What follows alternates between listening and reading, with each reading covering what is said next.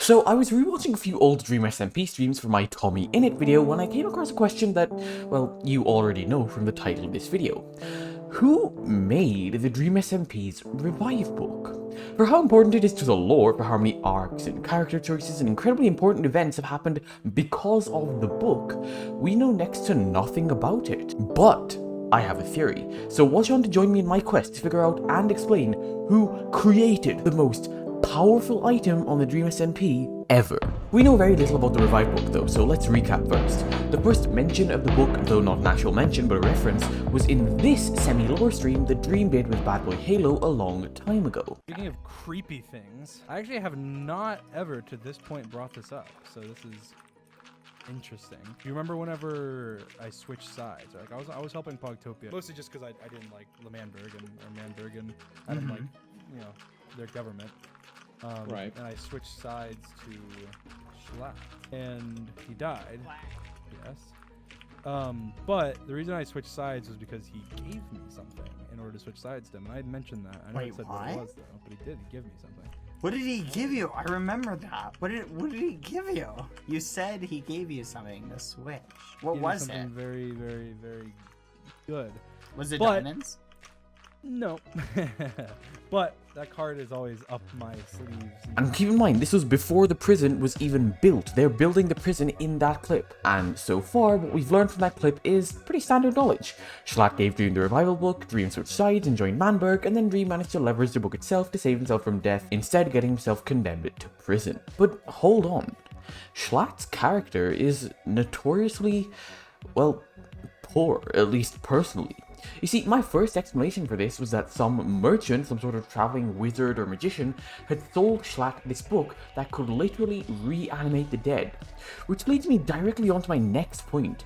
Reanimate could also sound like animate there. Animate, Annie magician. That's right, boys, I'm canon to the Dream SMP lore. Subscribe and like the video. Okay, that's not the way it went. Either way though, when you look back at Schlatt's character, you suddenly realize that apart from Manberg, apart from this life as a tyrannical dictator, Schlatt had nothing. He was literally summoned back from the dead, somehow, by Wilbur for an endorsement in the election and never really had anything of his own. He lived in the hot dog van and he didn't have a house. Indeed, it seemed like all Schlatt did as president of Manberg was destroy things. From the walls to the White House to the L in front of a name, the only thing that Schlatt created ended up causing more destruction, with Tubbo's death at the Red Festival. We also know that because Wilbur made Tubbo the Secretary of State of LeManberg when it was first being created, and because Schlatt inherited that form of governance and didn't really change it, that Schlatt couldn't have used LeManberg's wealth to buy anything, because a Secretary of State implies the existence of a Treasury Secretary as well. I think that's a fair assumption. So Schlatt didn't buy the book, that's for sure.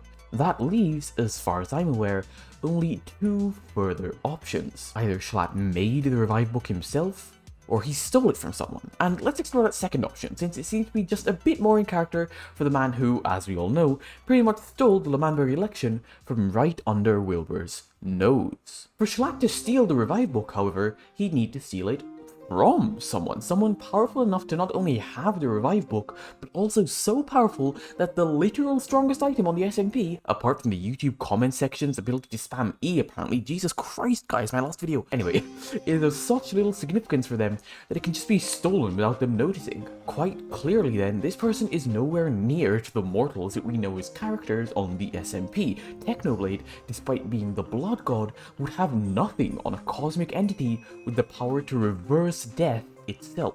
So my first thought for this kind of entity was Dream XD, and initially this seems pretty plausible. After all, Dream XD is the server's enforcer, the person who makes sure the rules of the server aren't broken, and is also the server's quote-unquote only deity. It also would make sense given since Schlatt was banned from the server that he'd have to interact with Dream XD to get revived, because rejoining after being banned would, quite obviously, be seen as breaking a rule. There's almost no way that Dream XD wouldn't check in with Schlatt at least once before allowing him onto the server, right? Well, that sounds good.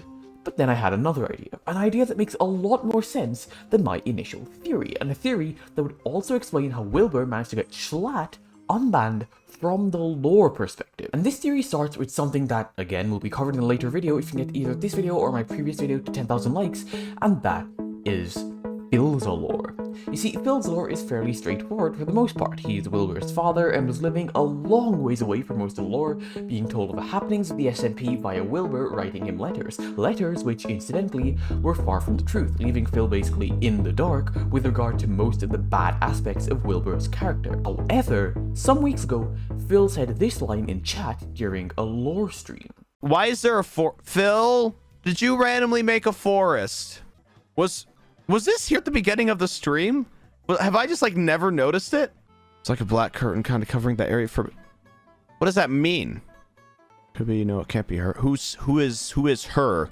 That's a weird name. And that line has been widely interpreted by the community as, you guessed it, canonizing Phil's wife, Kristen, or Mumza as she's affectionately known, on the SMP. Now, there are a lot of ideas for who or what Mumza could be and how her magic actually functions.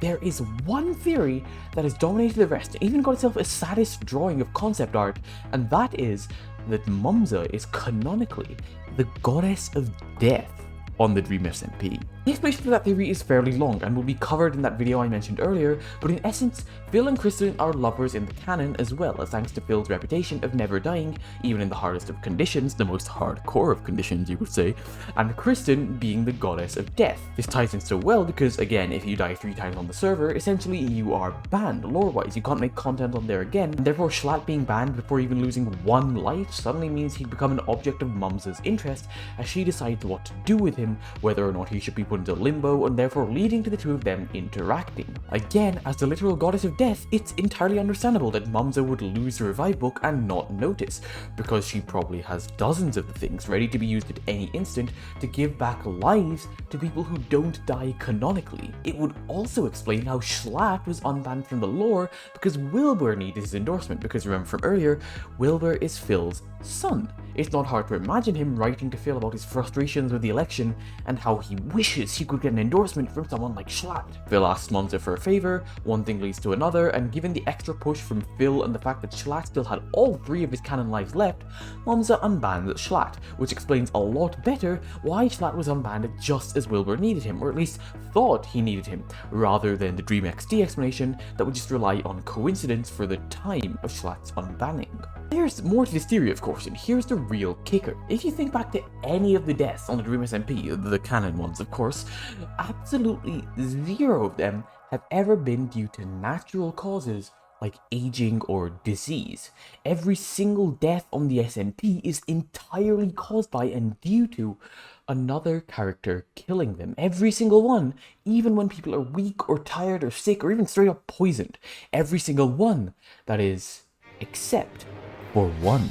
Schlatt is the 2nd SMP member to have ever died with the death message of falling out of the world, with the first one being Dream, who was hit by a train and so was still technically killed by someone in the lore, and is the first and only member till date who died in canon to what is assumed to be a stroke or disease. Now this alone is fairly weird, but this theory, in my opinion, explains away the reason that Schlatt was so incredibly intent on staying strong while he was alive, as well as why he died of a sickness.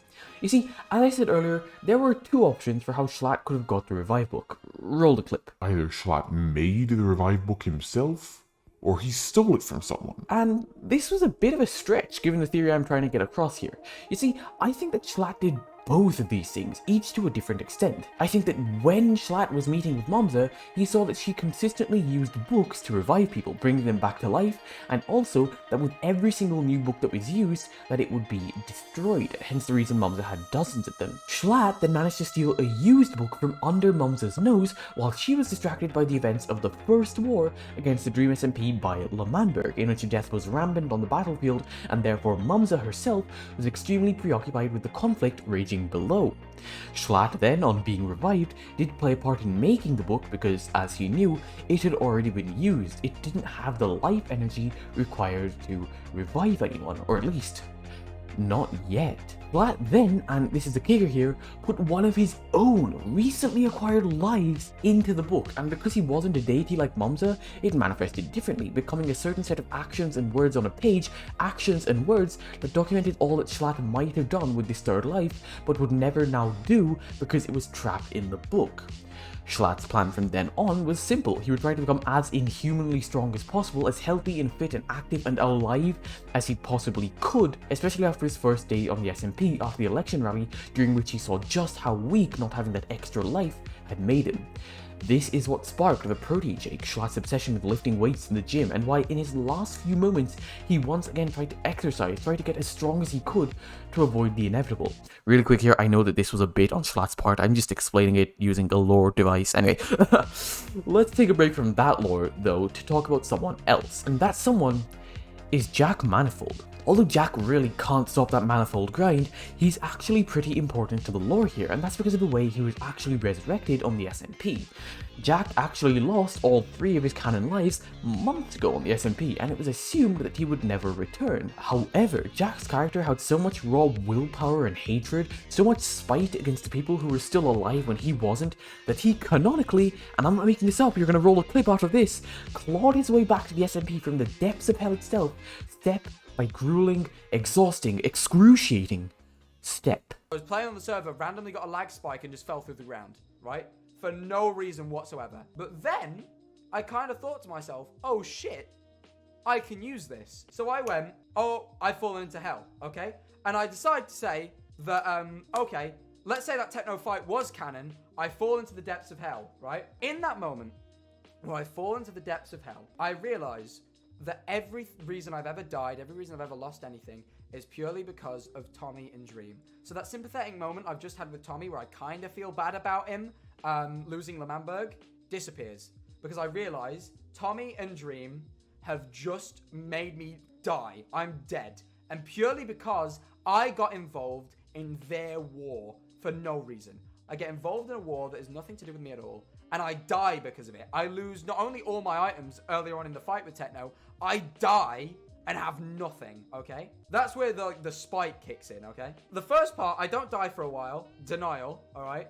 Gets dragged into hell, and then in a moment of pure, like, this is unfair, I shouldn't be dead for this, comes back out of spite with now the soul goal, right? Because before it was strong. Now it is so deep embedded into the character. It's basically, it's the only reason he's alive is to get back at Dream and Tommy. Mainly Tommy, as I say. Just comes back out of sheer spite, okay?